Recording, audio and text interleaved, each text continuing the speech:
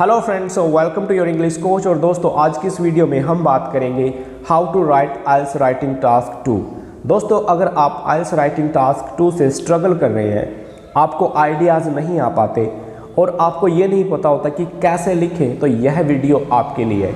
इस वीडियो को देखने के बाद दोस्तों, आप बड़े आराम से आइल्स राइटिंग में 7 और 7+ स्कोर कर पाएंगे, क्योंकि दोस्तों जो मेथड्स हम आज की इस वीडियो में आपके साथ शेयर करने जा रहे हैं वो बहुत ही इफ़ेक्टिव हैं और ये मेथड हमने एग्जामिनर के पैरामीटर्स से लिए हैं। आपको पता होगा कि एग्जामिनर्स आपकी राइटिंग को कुछ पैरामीटर के बेस पे इवैल्यूएट करता है। उन्हीं पैरामीटर्स को समझ के, जान के आप यूज कर सकते हो अपनी राइटिंग को इफ़ेक्टिव बनाने में और एग्जामिनर को इम्प्रेस करने में। दोस्तों, इस वीडियो को आखिरी तक देखिए। इस वीडियो को देखने के बाद आपके पास एक प्रैक्टिकल प्लान होगा, एक मेथड होगा जो आप अपनी राइटिंग में यूज कर पाओगे और आइल्स राइटिंग में 7 बैंड स्कोर कर पाओगे।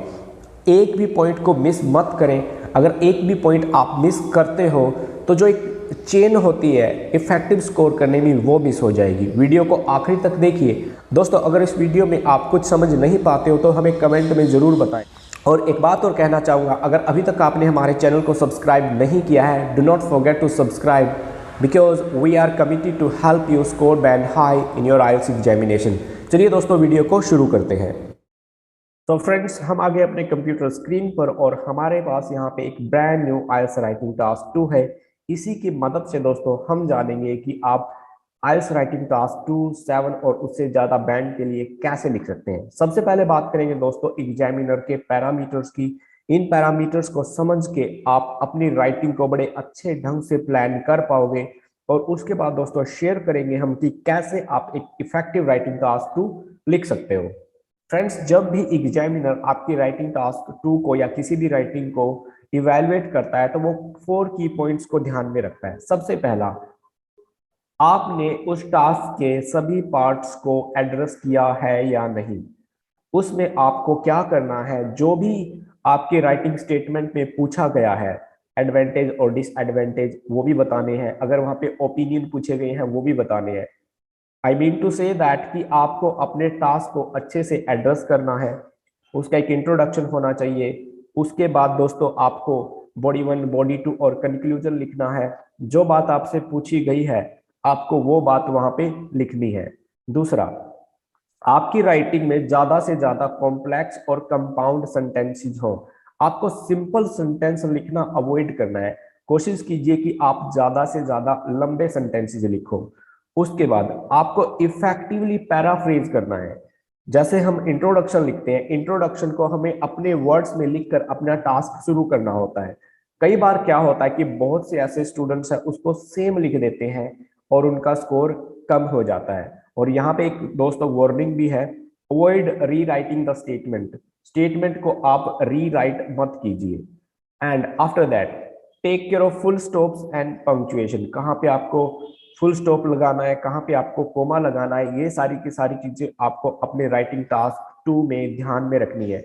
हर एक पार्ट को इफेक्टिवली इंट्रोड्यूस कीजिए। कोशिश कीजिए कॉम्प्लेक्स और कंपाउंड सेंटेंसेस की इफेक्टिवली पैराफ्रेज कीजिए और अपनी स्टेटमेंट को दोस्तों रीवर्ड कीजिए। सेम कॉपी मत कीजिए। सेम अगर आपने वहां पे लिख दिया तो आपका जो इंप्रेशन है वो डाउन हो जाएगा। उसके बाद take care of full stops and punctuation और ग्रामर, ये चीजें आपको ऑलरेडी पता है। ये चीजें आपके राइटिंग टास्क 2 में देखी जाती हैं। अब दोस्तों बात करते हैं कि आपको क्या करना चाहिए कि आपका स्कोर 7 और 7+ हो। जब भी आपके सामने कोई राइटिंग स्टेटमेंट हो, पॉइंट नंबर 1 देखिए, read statement at least 5 times. उस स्टेटमेंट को 5 टाइम्स आपको रीड करना है। जैसे हमारे पास यहाँ पे एक स्टेटमेंट है, some people believe that children should start school as early as possible while others believe that children should begin school when they are at least 7 years old। Right, इसको 5 बार पढ़िए। उसके बाद identify key ideas and words in the statement. जो उस statement में की ideas हैं और वर्ड्स हैं वो आपको आइडेंटिफाई करने हैं। अगर आप इस स्टेटमेंट को पढ़ोगे, इस स्टेटमेंट में हमारे पास 2 की आइडियाज हैं। Right, okay. Some people believe that children should start school as early as possible, idea number 1। अगर उसके बाद बात करें हम, हमारे पास आइडिया नंबर 2 क्या है, ये है, while other believe that children should begin school when they are at least 7 years old। कोई भी अगर आप आइल्स राइटिंग टास्क 2 लिखोगे तो आप वो एक क्वेश्चन होता है उसका आंसर आपको करना है, राइट। ये डिस्कस बोथ व्यूज और give your opinion type of ऐसे है, तो यहाँ पे आपको बोथ व्यूज आइडेंटिफाई करने हैं। पहला व्यूज दोस्तों हमारे पास है, some people believe that children should start school as early as possible. कुछ लोग ये मानते हैं कि बच्चों को जितना जल्दी हो सके उतना जल्दी स्कूल शुरू कर देना चाहिए, जबकि दूसरे लोग ये कहते हैं कि चिल्ड्रन को 7 साल के बाद ही स्कूल शुरू करना चाहिए। इसमें आपको कीवर्ड्स देखने हैं, जैसे चिल्ड्रन है, स्कूल है, ओके 7 इयर्स है, स्कूल के शुरुआत करने की बात है। तो स्कूलिंग पे और एजुकेशन टाइप ऑफ ये ऐसे है। आपकी जो फर्स्ट सेंटेंस होगी आप उसको स्कूल की इंपॉर्टेंस के बारे में या एजुकेशन की इंपॉर्टेंस से शुरू कर सकते हो, या आप डायरेक्टली पीपल ओपिनियन से इस ऐसे को शुरू कर सकते हो, राइट। तो सबसे पहला काम, read the statement at least 5 times, identify key ideas and words in the statement. Statement में दिए गए की आइडियाज और की स्टेटमेंट को आपको आइडेंटिफाई करना है। जब आप अपनी टास्क को लिखना शुरू करो, stay on the topic and achieve task requirements. Topic पे रहे। अब यहाँ पे देखो टास्क रिक्वायरमेंट क्या है, ये आपको समझने की जरूरत है। Achieve task requirement. अब यहाँ पे डिस्कस बोथ ओपिनियन। यहाँ पे टास्क की रिक्वायरमेंट क्या है, 2 व्यूज को हमें डिस्कस करना है और फिर अपने व्यूज भी देने, ये टास्क की रिक्वायरमेंट है। अगर आप दोनों व्यूज दोगे और अपने ओपिनियन देना भूल जाओगे तो आपने टास्क को कंप्लीट नहीं किया है। So what you have to do my friends, you have to achieve the task requirement. उसके बाद राइट लॉन्ग सेंटेंसेस, जितना ज्यादा हो सके लंबे सेंटेंसेस लिखने की कोशिश कीजिए और अपने आइडियाज को एक्सपेंड कीजिए, आइडिया को छोटा मत रखिए। और दूसरा, कैसे कर पाओगे लंबे सेंटेंसेस, आप कनेक्टर्स की मदद से। कनेक्टर्स जितना ज्यादा हो सके यूज कीजिए, लेकिन इतने भी मत यूज कीजिए कि आप ज्यादा से ज्यादा अपने राइटिंग टास्क में कनेक्टर लिख दो और एग्जामिनर कंफ्यूज हो जाइए सही है या गलत है। कनेक्टर्स और कंजक्शन दोस्तों एक ही बात होती है। एटलीस्ट कम से कम 3 से 4 कनेक्टर्स आप यूज कीजिए, 3 to 4 कनेक्टर्स और कंजक्शन आप यूज कीजिए। और आपकी राइटिंग में कम से कम 5 से 7 वोकैबुलरी वर्ड्स हो, बस इतने में आपका काम चल जाएगा। 5 से 7, वो 5 से 7 इफेक्टिवली आप यूज कर दोगे, आई guarantee you your score will be high. In parameters को दोस्तों अगर आप अपनी राइटिंग में अप्लाई करते हो तो I guarantee you your score will be 7 and 7+। तो दोस्तों अब हम बात करेंगे कि इस टास्क को आप कैसे लिख सकते हो। चलिए दोस्तों शुरू करते हैं। दोस्तों हमारे पास यहाँ पे इंट्रोडक्शन है इस टास्क का। इंट्रोडक्शन में दोस्तों हमने क्या लिखा है, a majority of people often argue that teenagers must be enrolled in school so they could start assimilating important lessons, while others believe that there should be fixed age for young pupils to begin schooling। अब देखो पहला जो हमारा idea था वो क्या कहता है, इसको देखिए। Some people believe that children should start school as early as possible. इसको हमने कैसे लिखा है, a majority of people often argue that, a majority of people often argue that teenagers must be enrolled in school so they could start assimilating important lesson, right। while, अब देखो while एक connector है दोस्तों। others believe that there should be fixed age, schooling शुरू करने की fixed age होनी चाहिए for young peoples to begin schooling, कि जो यंग पीपल्स हैं, अब यंग चिल्ड्रन की जगह या चिल्ड्रन की जगह हमने यहाँ पे यंग पीपल का यूज कर दिया है और हमारा सेंटेंस भी लेंथी यहाँ पे हो गया है, तो ये एक कॉम्प्लेक्स सेंटेंस बन गया है। तो आगे देखिए, आई कंसीडर, मैं मानता हूं कि ये आपका अपना ओपिनियन हो गया। I consider there should be a minimum age for admission in school. मैं ये बात मानता हूं कि स्कूल को शुरू करने की एक मिनिमम एज होनी चाहिए, आई मीन टू से एक फिक्स्ड एज होनी चाहिए, right. A majority of people often argue that the teenagers must be enrolled early in school so they could start assimilating important lessons, while others believe that there should be fixed age for young pupils to begin schooling। I consider there should be a minimum age for admission in schools, right। ये हमारा हो गया है introduction. दोस्तों body paragraph first sentence देखिए, the fact can not be denied that, the fact can not be denied that. ये हमने एक सेंटेंस स्टार्टर हमें यूज किया है।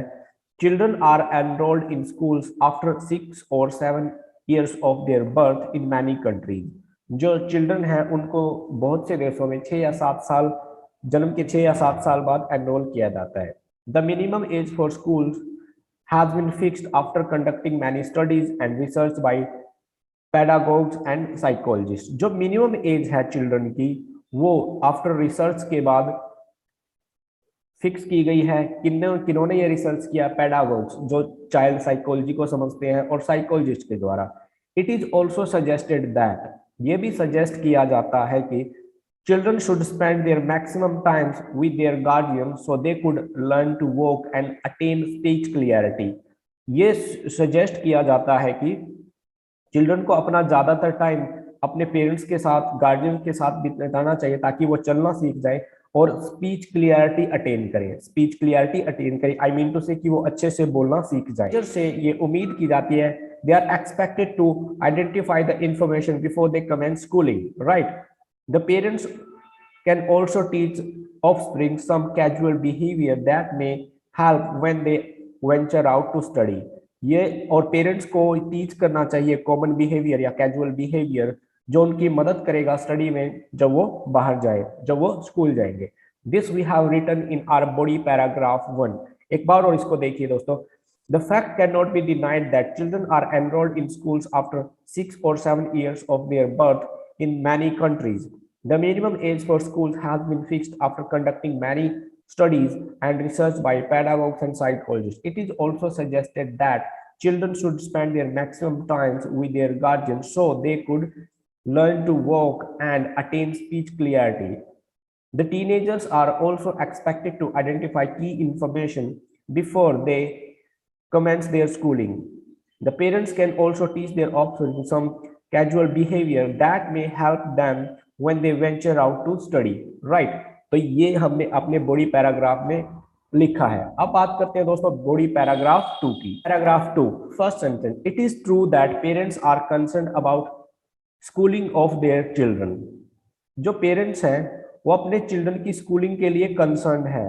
They want to enrol them as early as they can. वे उनको ज्यादा जल्दी स्कूल में एनरोल करना चाहते हैं because they foresee cut throat competition in the world that their children have to face. So they believe, जो उनके बच्चों को फेस करना पड़ेगा, so they believe that if their education is started early they may overcome the challenge in the future. तो वो क्या कर सकेंगे? ऐसा क्यों करते हैं पेरेंट्स? इसको समझने की कोशिश कीजिए। We have written a lengthy sentence here, because they foresee cut throat competition in the world that their children have to face. जो उनके चिल्ड्रन को फेस करना है। They foresee that if their education is started early they may overcome the challenges in the future. जो future में उनको challenge होने वाले हैं उसको वो ओवरकम कर लेंगे। डिस्पाइट द फैक्ट दैट, इस फैक्ट के बावजूद भी, देखिए दोस्तों हमने एक बहुत ही अच्छे वाला यहाँ पे कनेक्टर यूज किया है, schools accept students above 5 years of age. इसके बावजूद भी स्टूडेंट, जो स्कूल है 5 year की एज में या किसी भी एज की एज में स्टूडेंट उसको एक्सेप्ट करता है। Parents opt to send their youngsters, जो पेरेंट्स है अपने यंगस्टर्स को, अपने बच्चों को चूज करते हैं सेंड करना to play school and pre school crash courses, जो छोटे कोर्सेज हैं। I think this is a positive decision to send their kids to learn something before full time schooling. मुझे लगता है कि ये ठीक है कि वो अपने बच्चों को फुल टाइम स्कूलिंग से पहले वहां पे भेजते हैं।